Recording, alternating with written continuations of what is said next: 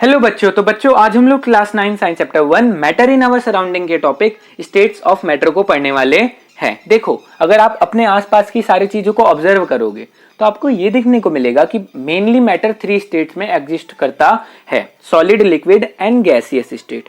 और आज हम इन्हीं 3 स्टेट के बारे में पढ़ने वाले हैं कि इनमें क्या क्या प्रॉपर्टीज हमें देखने को मिलती है। तो सबसे पहले देखो सॉलिड स्टेट। अब सॉलिड में क्या क्या चीजें आती है, तो जैसे टेबल है, चेयर है, बेड है, पेन है, पेंसिल है, बुक है, वुड है, ठीक है, ट्री है, ये सब क्या है, ये सब सॉलिड स्टेट के एग्जांपल है। अब इन सब में क्या प्रॉपर्टीज देखने को मिलती है, तो सबसे पहले देखो जिन पार्टिकल्स से मिलके सॉलिड बनता है, हमें पता है मैटर पार्टिकल से मिलके बनता है, तो जो सॉलिड के पार्टिकल होते हैं वो बहुत पास बहुत टाइटली पैक्ड होते हैं, इनके बीच में जो स्पेस होता है वो ना के बराबर होता है। तो इस वजह से क्या होता है, इनका जो शेप होता है वो डेफिनेट होता है। डेफिनेट शेप मतलब फिक्स्ड शेप होता है, ऐसा नहीं होता कि इनका shape time to time change होता रहे। इनका शेप क्या होता है, हमेशा फिक्स्ड रहता है, ठीक है, जब तक इनको अलग से कोई चेंज करने की कोशिश ना करे। डिस्टिंक्ट बाउंड्री मतलब अब इनकी देखो अलग अलग बाउंड्रीज होती है, अलग अलग एजेस, अलग अलग साइड्स आपको आसानी से पता चल जाती है, ठीक है। फिक्स्ड वॉल्यूम मतलब जो इसकी कैपेसिटी होती है किसी भी पर्टिकुलर सॉलिड की, जो इनका वॉल्यूम होता है वो फिक्स रहता है, चेंज नहीं होता है।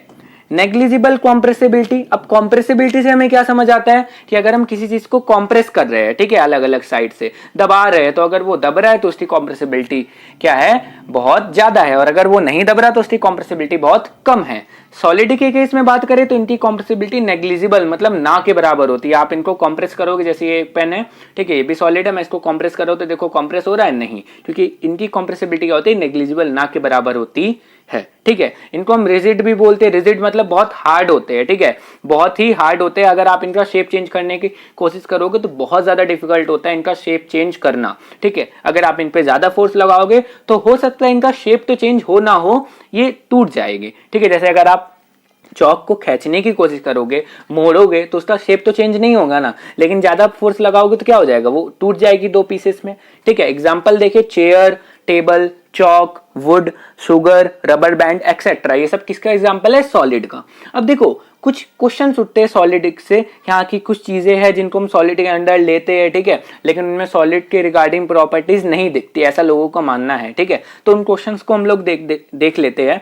पहला है, is rubber band a solid, क्या रबर बैंड एक सॉलिड है, ठीक है। अब देखो जब हम रबर बैंड को क्या करते हैं, फोर्स उसको लगाते हैं, स्ट्रेच करते हैं, ठीक है, तो वो क्या हो जाता है, स्ट्रेच हो जाता है, ठीक है। तो अब लोग कहेंगे भैया इसका तो शेप चेंज हो रहा है, ठीक है, तो ये सॉलिड नहीं है। तो ये देखो जब हम उसमें फोर्स लगाते हैं तो वो स्ट्रेच तो होता है, लेकिन जैसे हम उसको छोड़ देते हो तो वापस वो अपना शेप कर लेता है, रिगेन कर लेता है, अपने शेप में वापस आ जाता है, ठीक है। तो यहाँ पे उसका अगर हम देखें तो क्या कहते हैं, एट लास्ट शेप चेंज नहीं हो रहा है, तो वो क्या है, सॉलिड ही है, ठीक है। उसके अलावा व्हेन द शुगर और salt kept in different jar these take the shape of jar, are they solid, ठीक है। अब देखो जब हम शुगर और सॉल्ट को अलग अलग जार में रखते हैं, ठीक है, जैसे एक सपोज कर लो आप क्या कहते हैं, एक अलग शेप के जार में रख रहे हो और एक अलग शेप के जार में, तो वो लोग क्या कर लेते हैं, जार का शेप ले लेते हैं, तो क्या ये सॉलिड नहीं है। तो देखो शुगर जार का शेप नहीं लेता है, ठीक है। हम यहाँ पे अगर शुगर की बात करें तो देखो क्या शुगर की जो एक क्रिस्टल होती है, ठीक है, जब उसको आप जार में डालते हो तो वो थोड़ी ना शेप लेती है, वो बेसिकली क्या होता है कि शुगर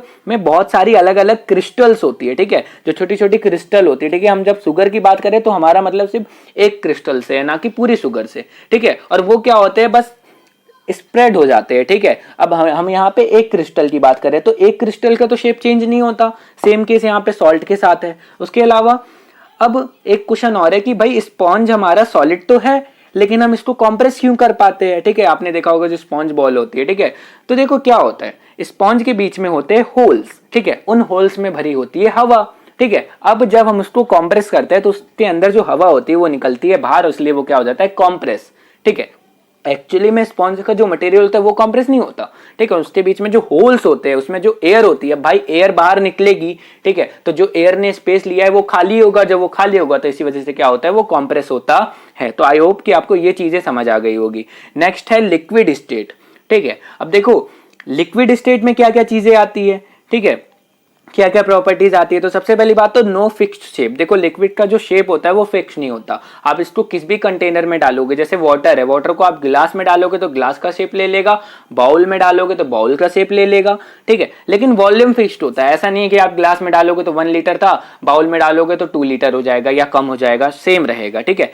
फ्लूइड होते हैं, फ्लूइड मतलब ये फ्लो कर सकते हैं। अगर आप इनको हाई लेवल से लो लेवल की तरफ आप बोल सकते हैं फ्लो कराओगे तो ये फ्लो करेंगे। जैसे हम एक गिलास पानी अगर जमीन पे गिराए तो वो क्या करता है, हर डायरेक्शन में फ्लो करता है, फैल जाता है, ठीक है, और अपना शेप भी चेंज कर लेता है, ठीक है। कॉम्प्रेसिबल है, कॉम्प्रेसिबल मतलब आप देखो, अब अगर एक ज्यादा तो कॉम्प्रेसिबल नहीं होते लेकिन थोड़े से कॉम्प्रेसिबल होते। जैसे आप वाटर बॉटल को क्या करोगे, वाटर बॉटल के अंदर अगर आप पानी भरोगे और उसको कॉम्प्रेस करने की कोशिश करोगे तो बहुत ज्यादा तो नहीं लेकिन हल्का फुल्का वो कॉम्प्रेस होता है, ठीक है। अब आप लोग सोच रहे हो कि भैया ये क्या है बड़ा सा, ठीक है, तो देखो अभी मैं फैन ऑफ करके पढ़ा रहा हूँ जिससे क्या हो, आवाज अच्छे से आए, और उसी वजह से यहाँ पे क्या है कि पसीना आ गया, ठीक है, तो इससे ज्यादा आप लोग परेशान मत होना, ठीक है। फास्ट रेट ऑफ डिफ्यूजन, अब फास्ट रेट ऑफ डिफ्यूजन का मतलब क्या है, तो देखो डिफ्यूजन मैंने बताया था आपको पिछले पार्ट में, ठीक है, अगर आपने नहीं देखा तो पिछला पार्ट देख लो, ठीक है।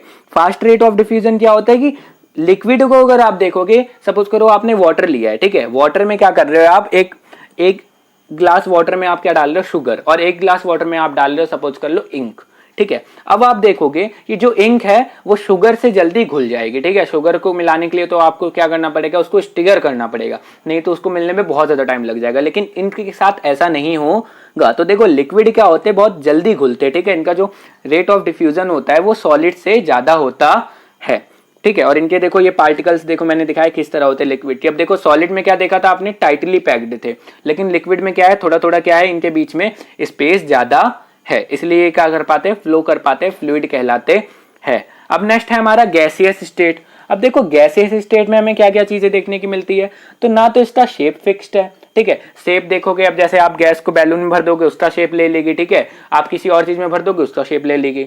वॉल्यूम भी इसका फिक्स नहीं है, ठीक है, गैस आप देखते हो एक्सपेंड करती है, मतलब फैलते जाती है, ठीक है। हाईली कॉम्प्रेसिबल, कॉम्प्रेसिबल तो बहुत ज्यादा होती है। फ्लूइड ये भी होती है क्योंकि ये भी क्या कर सकती है, फ्लो कर सकती है। अब इसका जो रेट ऑफ डिफ्यूजन होता है वो बहुत ही ज्यादा होता है, ठीक है, बहुत तेज ये डिफ्यूज करती है, ठीक है। पार्टिकल्स ऑफ गैस मैंने दिखाया है, ठीक है, तो देखो बहुत दूर दूर पार्टिकल है, बहुत ज्यादा इनके बीच में स्पेस होता है, ठीक है।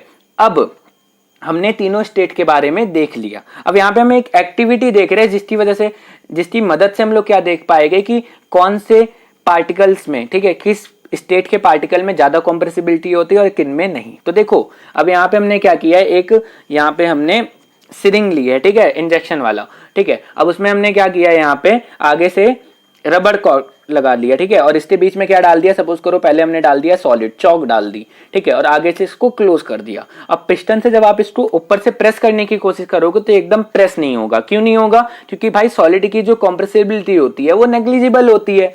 लिक्विड डाल के फिर आगे से क्लोज करोगे फिर कॉम्प्रेस करोगे तो थोड़ा बहुत कॉम्प्रेस हो जाएगा लेकिन बहुत ज्यादा नहीं, क्योंकि उनकी कॉम्प्रेसिबिलिटी होती है लेकिन बहुत ज्यादा नहीं होती।